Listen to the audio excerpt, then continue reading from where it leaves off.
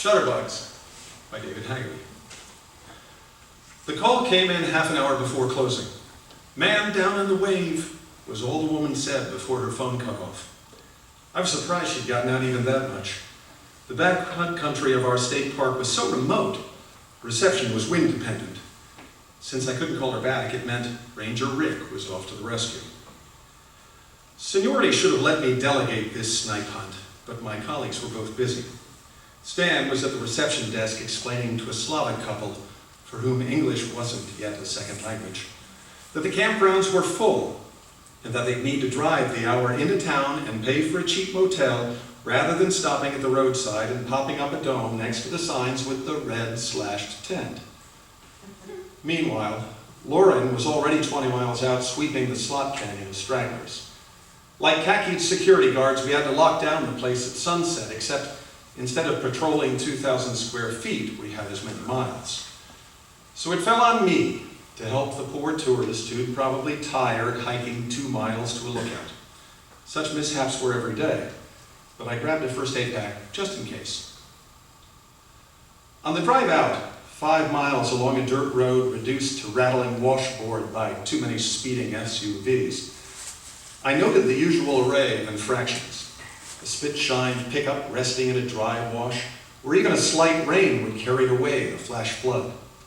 Kids crawling over petroglyph rock, palming the carvings left 1,000 years.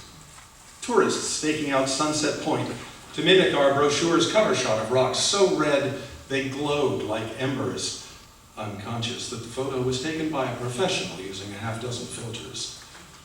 For most of them, our little state park was a warm-up to Zion and Grand Canyon. But for me, it was a cool-down on the trudge to retirement. There were only 3 vehicles parked at the trailhead to the wave, so I prayed for a quick rescue, shouldered my pack, and hiked in. I tried to hurry so I could get home for Jeopardy and leftover rabbit stew, but little things distracted me. The prickly pear was in bloom, with bright pink squash blossoms popping from its spiny ears. Then a chuckwalla lizard ran past, its ringed tail twitching. The trail led downhill into an arroyo of red rock and sandstone. Half a dozen footprints headed into the black crust of the mesa, which takes centuries to repair itself. No way to tell if they were my callers.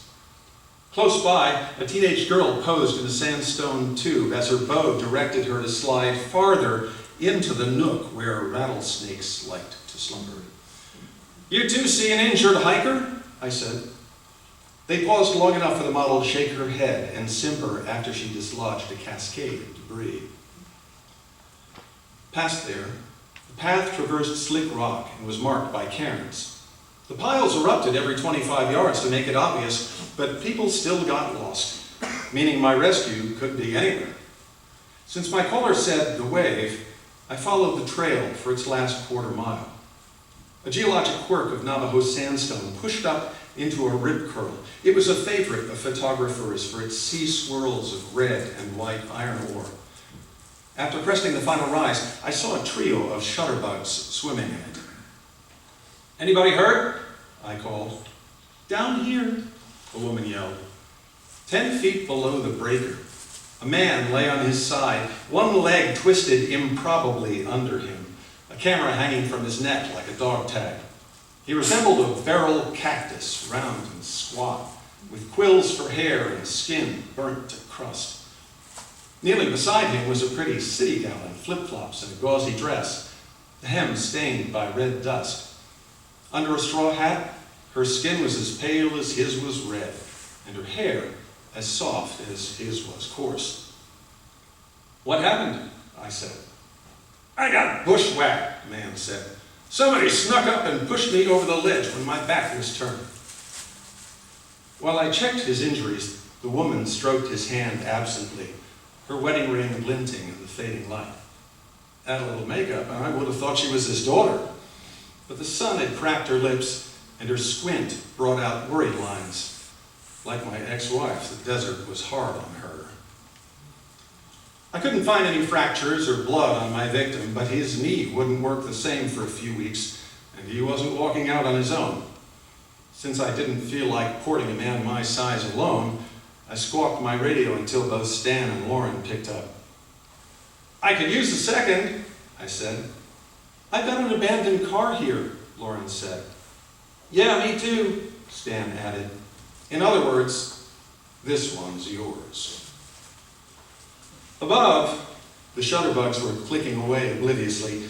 Even after I climbed back up the ledge, they were too engrossed in their viewfinders to notice me. I had to summon them with a casual, "Folks, that man's going to need an evac," I said. "Who can help carry?" The three kept a conspiratorial silence until a babe in man's clothing spoke up.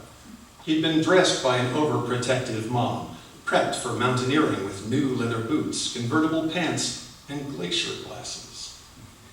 "Can't we finish our pictures?" he said, lisping the word without the C. Instead of answering, I waited for the others to speak, but they were all good army grunts, volunteering for nothing. "First, tell me what happened." I turned to a second man outfitted in a safari vest, holding a dozen lenses. His tan ran many layers deep, and his hair was bleached toward white, though I couldn't separate sun damage from age. Based on his getup and gear, he had to be a pro, although he lacked the $10 permit we required of profit seekers.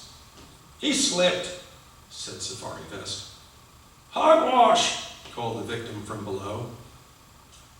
Last, I looked to the stringy old guy with hair cut by sheep shears, tissue paper skin, and an 8x10 box camera on a tripod. I'd seen him before, a local with an off-the-grid cabin. Rumors held that he'd moved to the backcountry after a bad divorce. He was always alone, but seemed content with his camera for company. An Ansel Adams wannabe. "He slipped," Ansel said. "Liar," said my victim. After a silence only the desert could sustain, the woman said, "You could have slipped." "Somebody bull-rushed me," her husband said. "Your head was in the camera." "I know what I felt." With 10 minutes left till quitting time, I sensed my night at home disappearing with the daylight, replaced by paperwork, ambulances, and cross-examinations. "Till I know what happened, no one snaps another frame," I said. The shutterbugs eyed the horizon. Then something clicked like a gun cocking, but it was just Safari Vest detaching a lens. "We're losing light," he said. "Your time is my time," I said. He glanced irritably to the west, but it led only to miles of canyons and mesas. "Officer, you see that?" He pointed to the mountains, where a full moon lay like cream cheese on a red plate. "In 5 minutes, it'll be the perfect backdrop. That kind of shot only comes once a month." "Every 29 days, I corrected, "and it's Ranger." He stepped forward aggressively, but his doughy body couldn't support the threat. "I drove 100 miles for this," he said, "and you're going to ruin it because some oaf twisted his ankle? You can come back and camp out and hike in and hope for clear skies. Not a frame till somebody talks." Safari Vest spread the legs of his tripod and set his own equally firm behind it. "Why punish us?" he said. "We just want some snapshots. Isn't that what you guys always preach? Leave only footprints. Take only photos." While he stared me down, Mountain Boy dropped his hands to his waist and twisted in place, clutching his camera close to his body. He thought I wouldn't notice him fingering the trigger, but I learned that trick from my children playing on their cell phones. "Don't think I won't confiscate your gear," I said.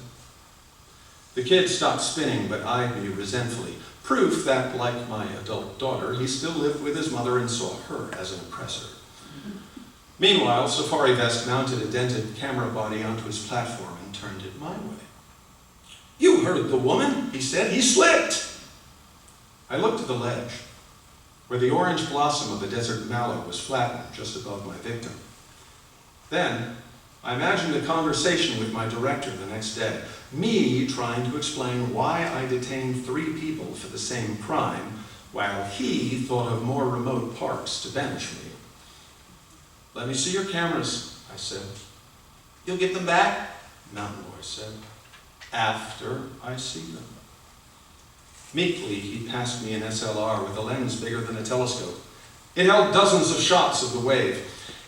In almost every one, the victim was visible, crouching to show his butt crack, standing with elbows akimbo, laying atop the rock like it was a chaise lounge. Safari vests were similar, a documentary of a stranger's movements. With the 8x10, I couldn't view the unprocessed film, but I bet it was the same. None of you caught the accident, I said. They all shook their heads like wary coyotes. I jumped below again to view the victim's shots, but his were all landscapes, while the woman's point and shoot showed the desert mallow framed by red rock. Hers were the only ones of the bunch that captured the fragile beauty of the place. Since we can't agree, we'll walk back together, I said. Who's my porter? I'm not riding one of those mules, the victim said. His accent had that Vegas twang of cowboy fakery.